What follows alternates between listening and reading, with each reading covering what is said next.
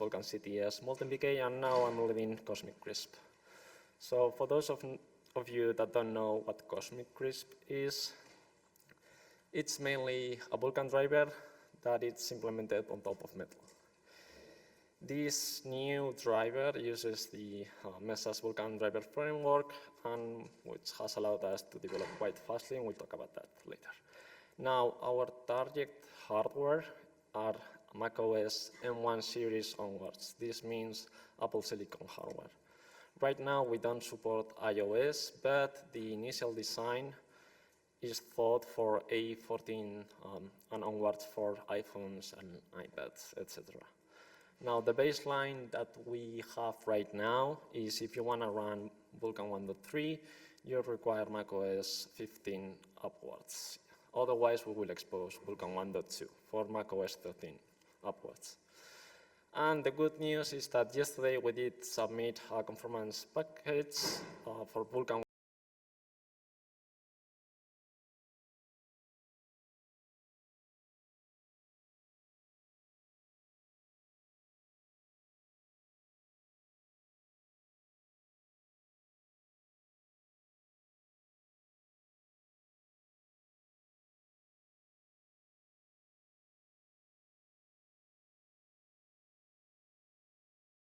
Knowledgeable about the portability extension, but the idea was to allow certain drivers to not have to run certain tests that they had issues with, and this way enable conformant for those drivers. Now, why did we choose Mesa? Well, as mentioned,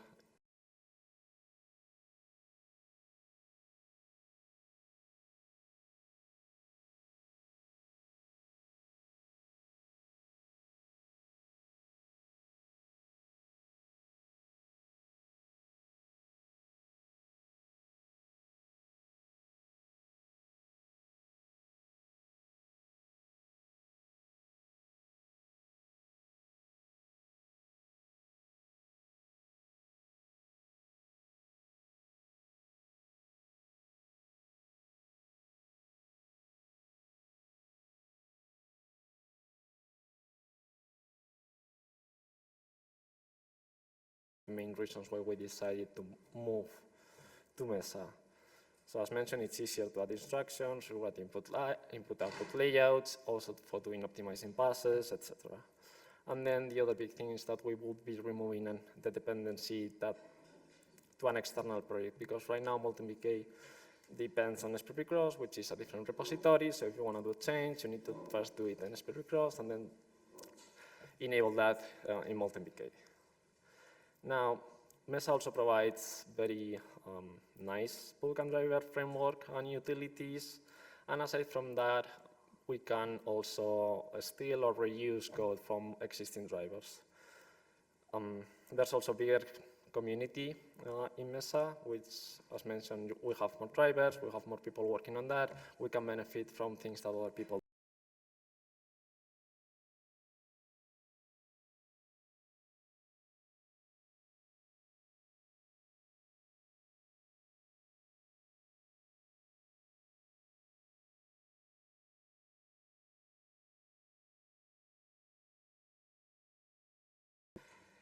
That's why we only support Apple Silicon. Supporting older hardware would have meant higher development cost, and it would have been more painful. Now, a little bit of the timeline on how things went. To provide some context, we started working on MultiMBK on January 2024. The main goal was conformance, and that's why we initially started working on MultiMBK. We started fixing tests, adding features, but then we started finding some roadblocks. Now, June 2024, Alisa releases KosmicKrisp, which demonstrates that it's doable. We can get a Vulkan conformant driver on Apple hardware. Now, as soon as we saw this, we were really interested on how she accomplished this, and that's when we started our initial investigations. How do you fix the issues that we're seeing on MultiMBK due to hardware? how to work around things that the API doesn't provide. And so during June and October, we devised a plan to move from working on MoltenBK to switching and doing a new driver in Mesa that would translate Vulkan to Metal. Now the goal stays the same. We wanted a Vulkan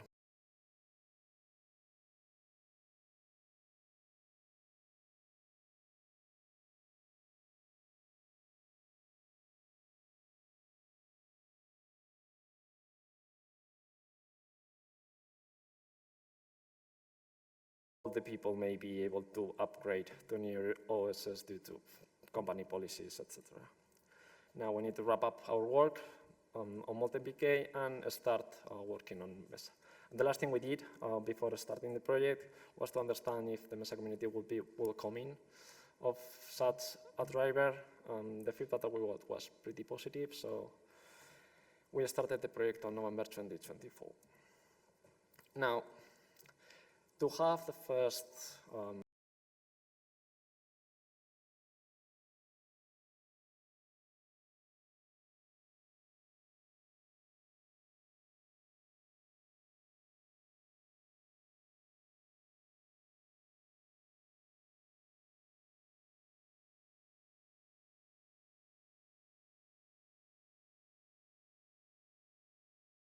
a bit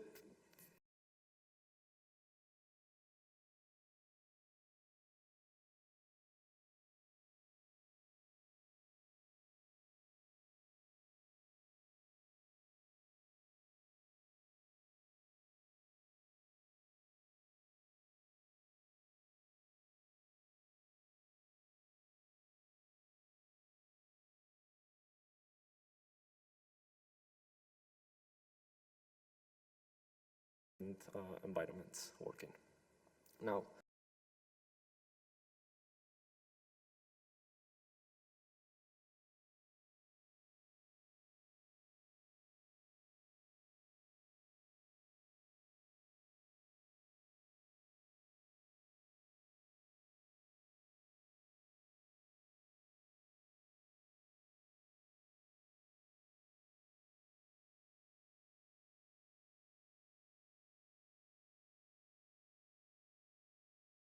the driver was pretty stable enough to be able to do a demo during the SIGGRAPH. We also did an announcement that it was going to be coming during fall. And September, so this month, as of 2 weeks ago, we managed to get a full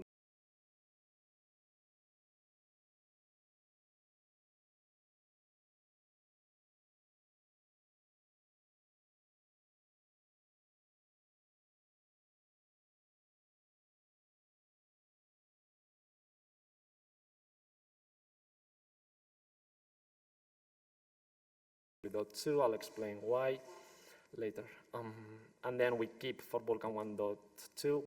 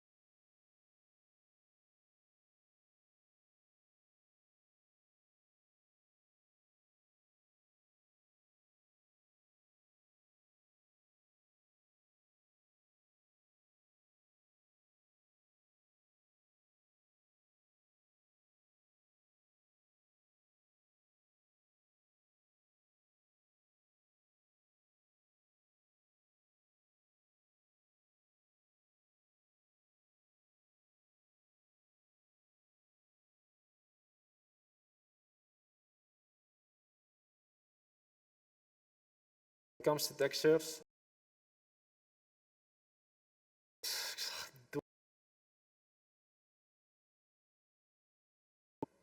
metal textures do not provide as much utility as Vulkan expects. To give examples, 1D textures are pretty much useless, and so we emulate them through 2D textures.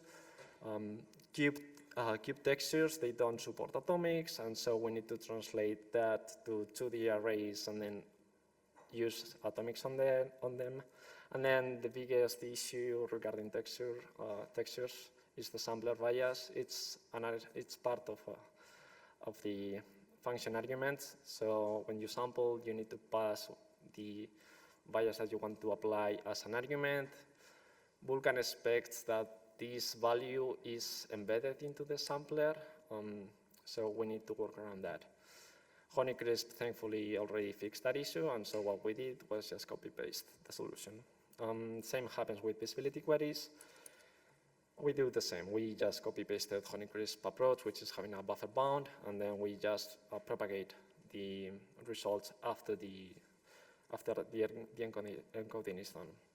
And then we went from dynamic rendering and byteless from the very beginning. We always have 2 argument buffers bound. At the same time, the first one is all the data required for that draw call or dispatch, meaning vertex buffers, descriptors, whatever else you may need. And then we have a sampler buffer because metal requires you to declare that you're going to use a sampler in the buffers that you're going to use, which is painful because initially we did things differently, but yeah, we found this like a month ago. Now we use DK meta to cover metal gaps, things like bleeding, filling buffers, resolving images. And again, NIR, a huge thing that we've leveraged. We use it for pretty much solving any issue that we've run that metal didn't do it for us.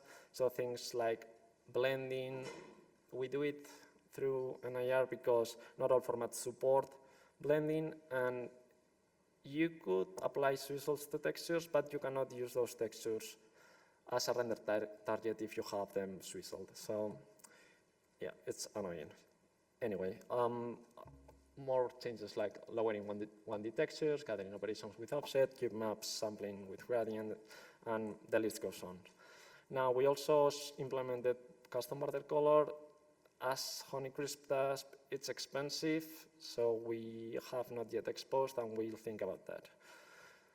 And now the main reason why we had to move to Metal 3.1 is because Vulkan 1.3 requires the Vulkan memory model, and the synchronization, the synchronization requirements pretty much require us to move to Metal 3.1 because we need to use what Metal calls fence functions, which is the atomic thread fence, and with that we managed to complete Vulkan memory model. Now our biggest issue while developing, the biggest one without issue is Metal. There's no specification, you only have samples, and if you want to do something that is not part of the samples, good luck. Then because we don't have a specification means that you don't know what you cannot do until you actually run the code, because you will get a validation error at runtime, but until then you don't know what you've written cannot be done in Metal. And then we've run into a bunch of crashes, bugs, and to a certain degree, the worst one required a full reboot of the system. Now, the next biggest issue was the Metal shading language compiler. Again, we had to work around a bunch of crashes, things that didn't work. Some of them, the ones I found funniest are mentioned in here. And then the next issue is that because you're developing on a macOS environment means that you are tied to the tools that they give you, which again, they have issues. The main issues were disparities between the actual result and what the GPU capture will give us. And then the other biggest one would be what the capture could show us, and then we went to check what the actual driver was doing, because the GPU debugger exposes a tool which is very nice, allows you to step through the shader, but the output that we would get stepping through the shader was very different from what the actual output was. So there's some things that they are doing differently for these tools. And now this is more of a personal comment, but I'm no compiler engineer and I know little about that. So it would be beneficial for people like me to have more documentation on NIR, but yeah, I guess we can all work towards that. Now, what's next? We're going to merge upstream. The MR is already there. We're getting feedback. I'll try to address that as soon as possible. Now, as mentioned, even if we are able to submit conformants, doesn't mean the driver is bug-free. So we want to spend some time running applications and trying to see if they work. If they don't, then try to understand where the issue lies and pretty much fix that and make it as robust as possible. The other thing that we want to do is we want to add a CI to KosmicKrisp. It will probably be internal until we figure out a way to make things work with the Mesa CI. But our idea is to have builds running CTS and probably some other workloads that we have internally. We also plan to add it to the Vulkan macOS SDK along with MoltenBK, so users will be able to decide if they want to use KosmicKrisp or MoltenBK. It's up to them. The next goal that we will be working towards will be Vulkan 1.4. I cannot give how much it will take us because we need to focus on other things first, but that's our next goal. And then on my personal bucket list, in no particular order, there's things I want to see for KosmicKrisp. Among them, sparse memory, tessellation, geometry shaders, mesh shaders, ray tracing, shader objects, and the extension that Faith mentioned the other day. So this wouldn't have been possible without Google, and we're thankful for that. And as mentioned, this driver will be used in the future for the Android emulator to be able to provide a better tools for Android developers. Now, about the team, aside from myself, we have Arkady, which is pretty much the person in charge of compiler-related work, because as mentioned, I have little knowledge about that. And then very thankful for Alisa. She's provided a lot of guidance on how to Mesa and how to Honeycrisp, which we've taken a lot of influence from. And now the demo will be showcasing the Android emulator running through KosmicKrisp, and we can take questions during the demo or after the demo, either is fine. So quickly, I'll launch the emulator running with KosmicKrisp on the back. And there's a few samples that I've already selected.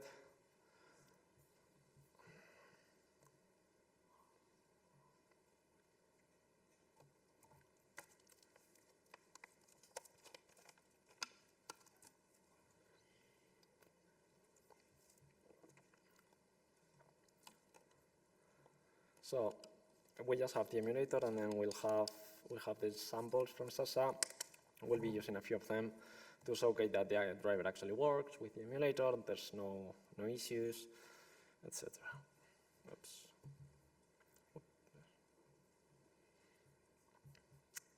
Oh.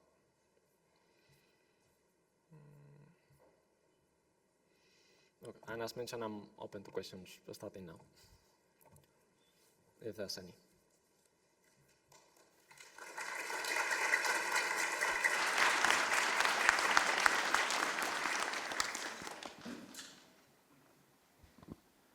Hi, so I'm the maintainer of SpervyCross, and I'd like to thank you for not using that. That makes my life much simpler.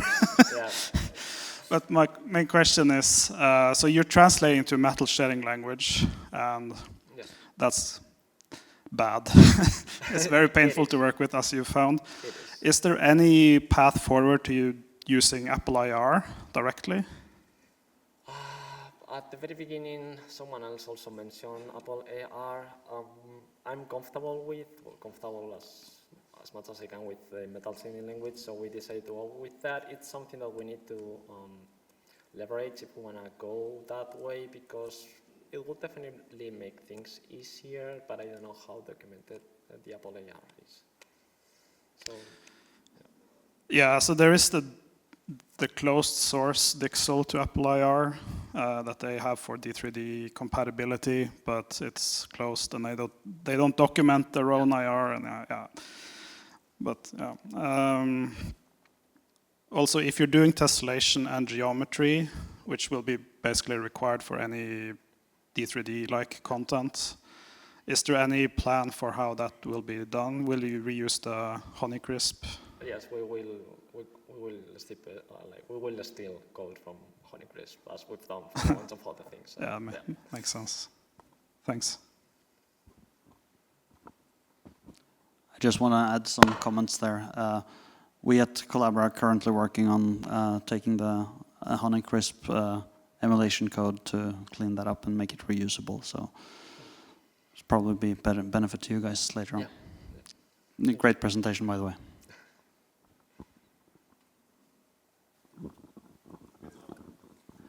Yeah, I just mostly wanted to say congratulations. This is a big accomplishment, especially given the time frame.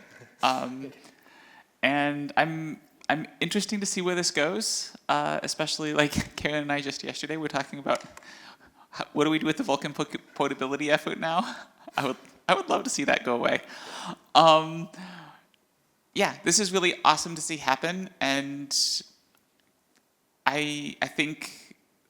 We've done a lot of, we've got several layered drivers in Mesa right now, and I think it's really showing that Mesa is being a really useful project, because we have the hardware drivers, but in some ways the ones that are deployed the most broadly are actually the translation layers, and we've been able to be very effective at that, and I'm happy to see another one join the fold. So.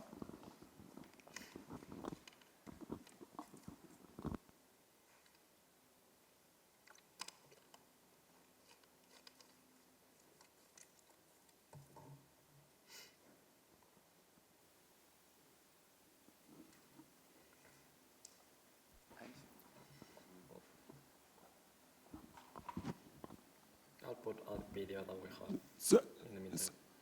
So you mentioned that you have, that you've seen some macOS crashes. Do you know if those were on macOS side or on the actual firmware running on the coprocessor for the GPU? Could you repeat the question, please? So the crashes which required restarting the MacBook, were those crashes in macOS, or do you know if you actually crashed the GPU firmware? So the crashes that we've seen, some of them pretty much crashed the whole system, in which like it would freeze and like we had to reboot. And then the other crashes that we've seen pretty much crashed the compiler part of Metal, which means we will try to compile one shader or a pipeline, and then it will just break, give us no errors, and we had to figure out why. But yeah, like we've seen those two kind of issues. Yeah.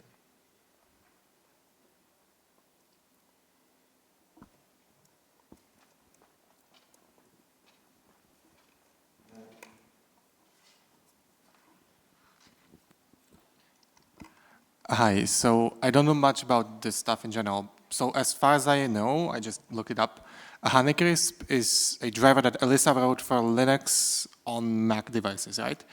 And then you're talking about how you're copying certain bits from KosmicKrisp into KosmicKrisp. So that would mean that the kind of weirdness of Metal is so baked into the hardware that the same workarounds that she had to use, you have to use also if you're just interfacing Metal. Not through the hardware, okay. Yes, to give a very clear example, it would be the border color for ARGB formats in which you would get if you had opaque black, you would get red, so 1000 because they would swap.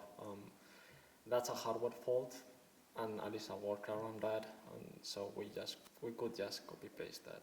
Okay. And this applies to pretty much a bunch of things. Okay, that was what I was confused about initially, but thank you.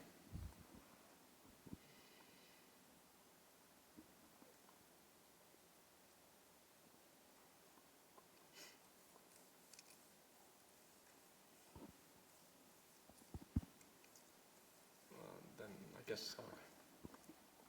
That's one more question. We still have a few minutes. Have you looked into running zinc on KosmicKrisp yet? No, we haven't. Like, we barely managed to do the submission yesterday. So there's a lot of things that I have on my plate, and eventually maybe we'll look into that, but no time right now.